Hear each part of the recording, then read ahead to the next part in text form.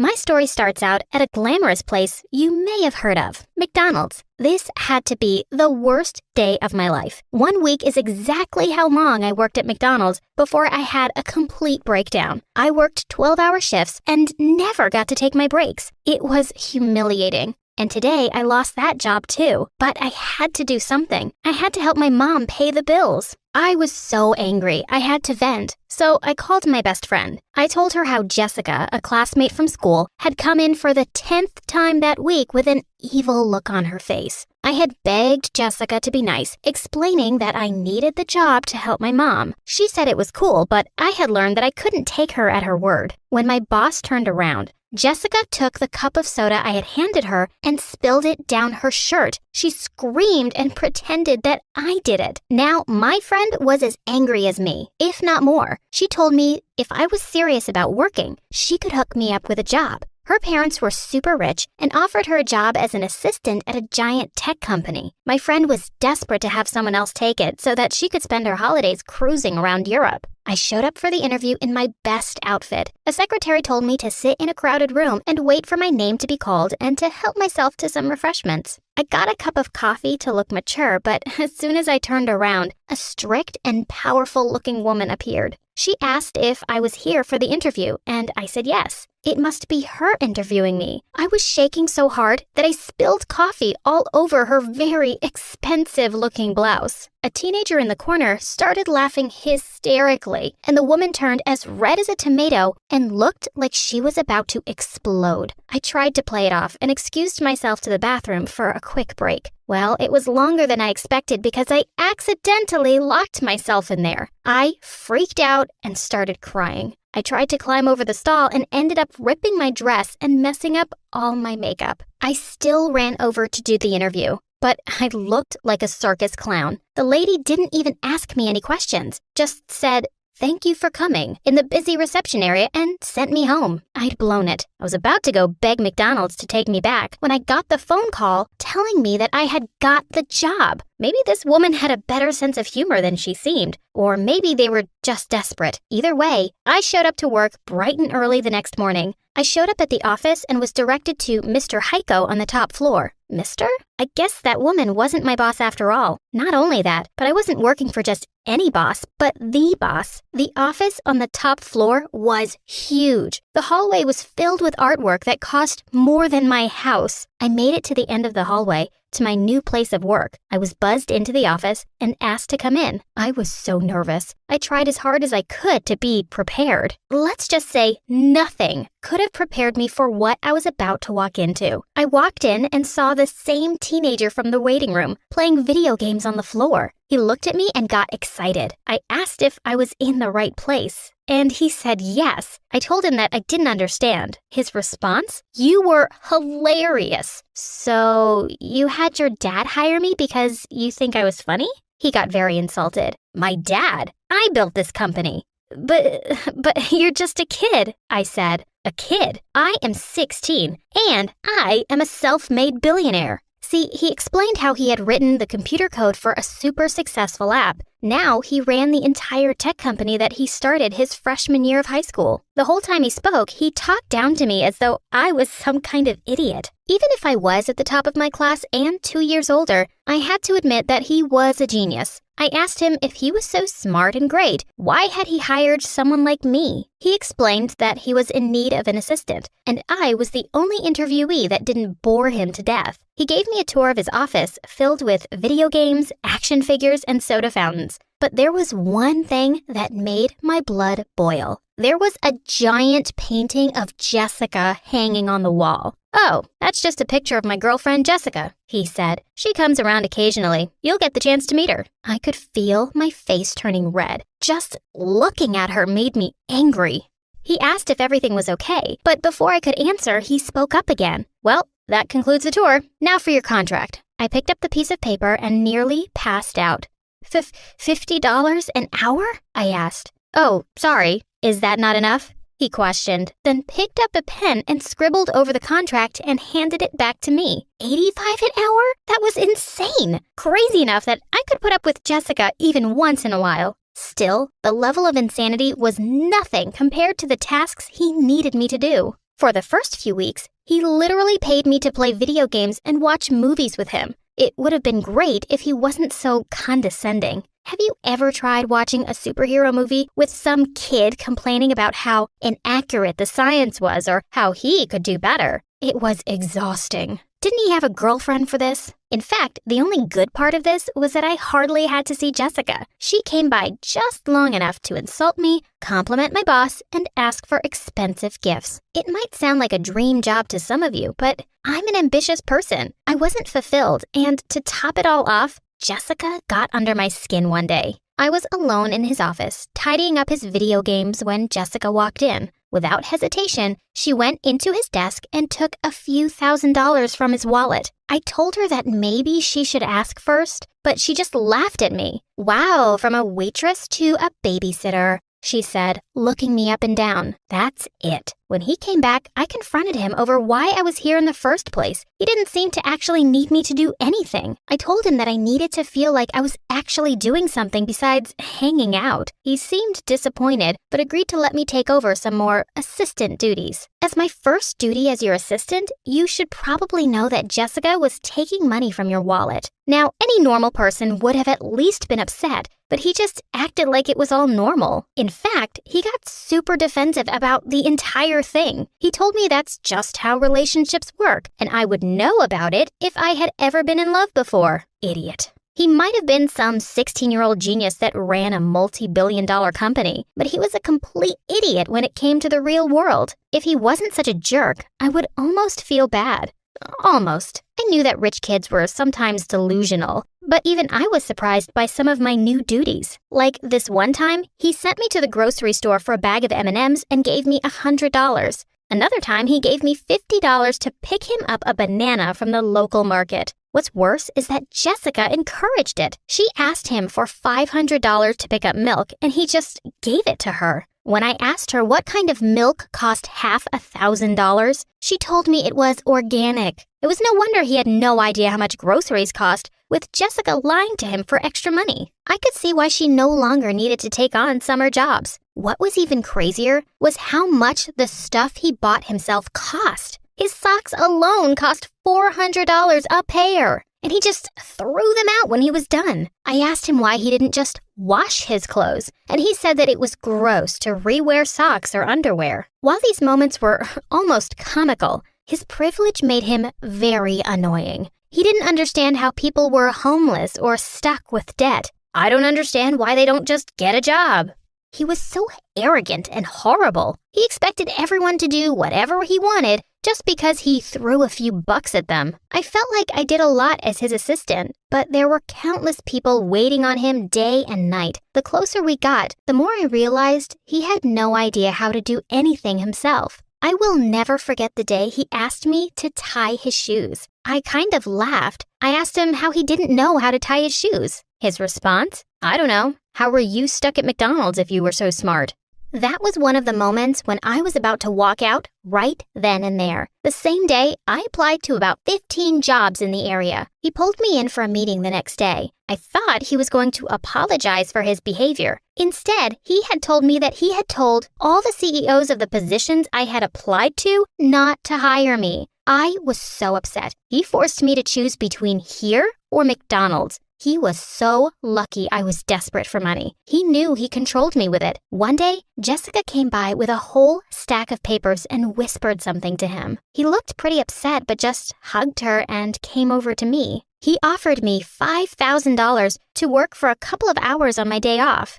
It wasn't so out of the ordinary. This was the same guy who paid me $400 to test his pens and $1,000 to use my umbrella since he forgot his. Of course, I agreed. Right after dinner, I drove off to the location he gave me. I was expecting an office or something, but it was a mansion. His mansion. I was pretty excited to see the inside of it, but it almost broke my heart when I saw what I was there for. There was a cake and balloons, but just the two of us. Apparently, both of his parents had forgotten it was his birthday and went on a trip to the Bahamas. He didn't want to be left alone, and I was his best friend. I asked him about Jessica, but he explained that she had ditched him last minute. He said it was a family emergency again, that her grandmother was in the hospital. Sad story I would feel super bad about if I hadn't checked Jessica's Instagram earlier. She was in Disneyland and wasn't even trying to hide it. She came by to drop off her homework for him to do while she went away for a week to spend time with her grandmother. Turns out, this happened every year. They had never spent a birthday or holiday together. Not only that, but he did all of her homework. I saw how she managed to keep her grades up.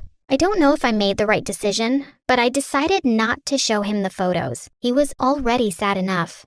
Instead, I decided that from here on out, we would actually be friends, and I would teach him how to tell when people were using him. Even though I was desperate, I couldn't accept the money he offered me to come that night. It felt wrong, even if I wanted the $5,000. The next day, I showed up with a bag of M&Ms as a belated birthday gift. I apologized that I couldn't afford anything spectacular. He just cried. He really did look so grown up in his fancy suits and expensive cars, but seeing him cry over M&Ms made him look like such a child. I took him under my wing as my little brother. He was just a kid right now and needed my protection. I introduced him to some of my friends so he could interact with people under the age of 65. He was super excited to have something close to friends for the first time in his life, but that also made him very vulnerable. I made sure that he kept his wealth a secret and to hang out with people like a normal kid. He seemed to love it, but everything changed one night. See, he was hanging out with my friends and me when Jessica came back from her grandmother's, aka Disneyland. We were having fun, but after he had set down his phone for an hour, he had 35 missed calls and over 100 texts. Apparently, while he was busy having fun with us, he had forgotten to submit one of her summer assignments. She was livid.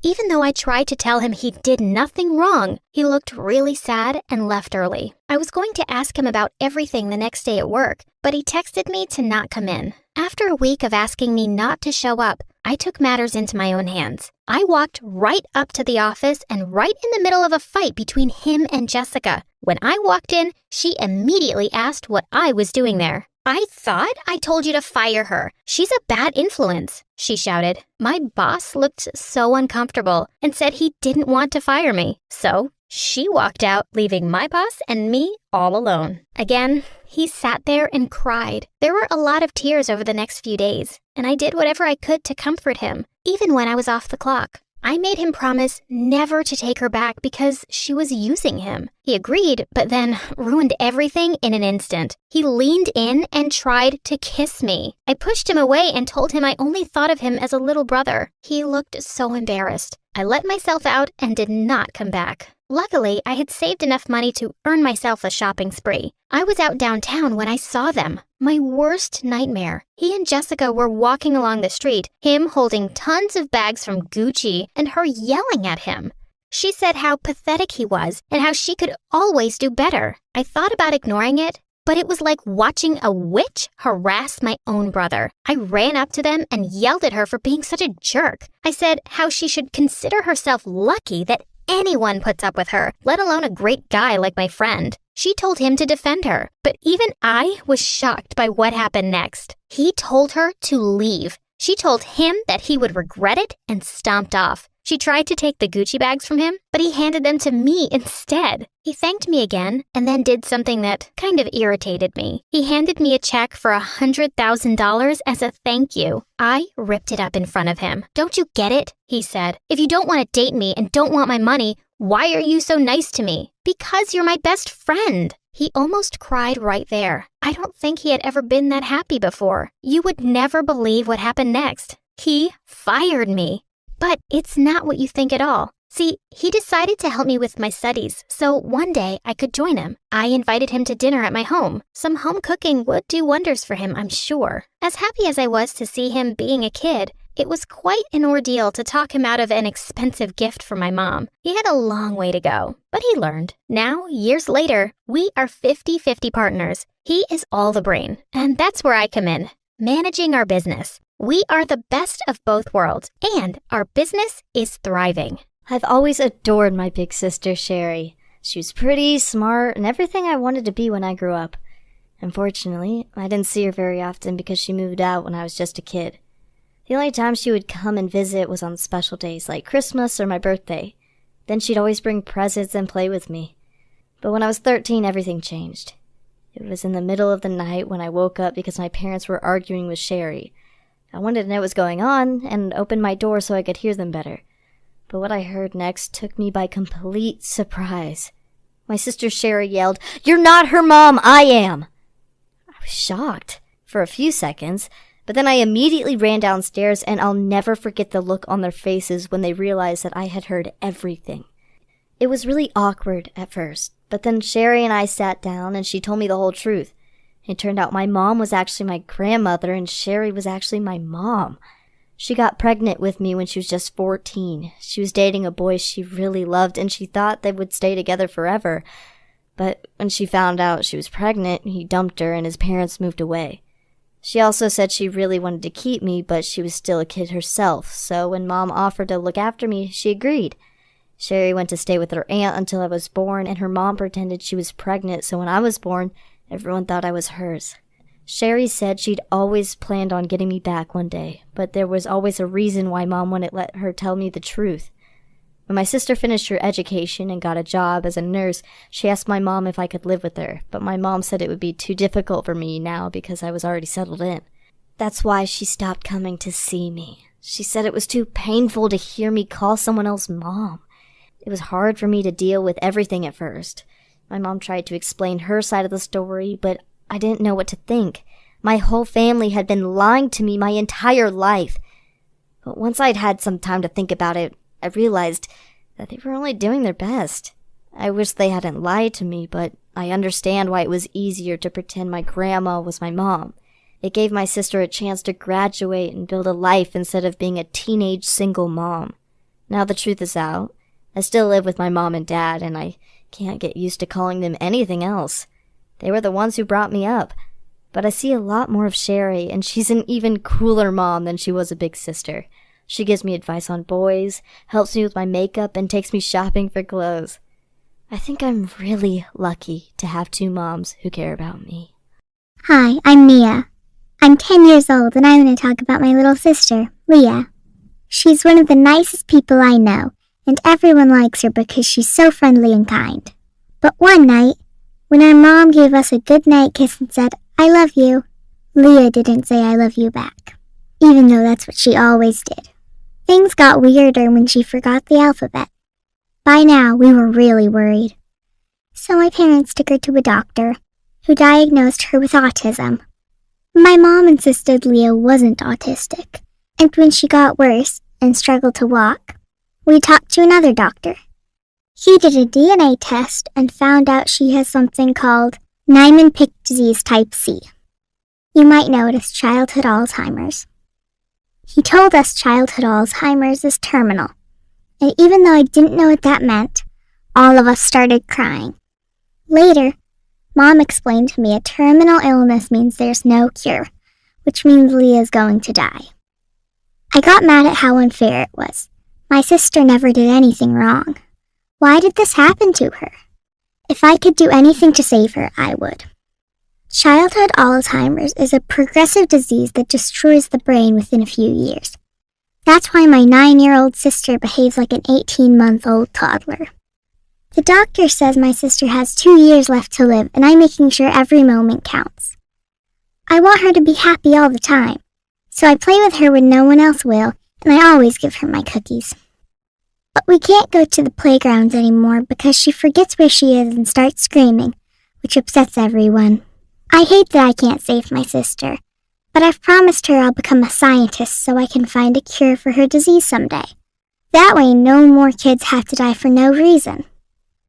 Leah, you will always be my little sister, and I want to thank you for showing me how to be kind and nice. I love you very much.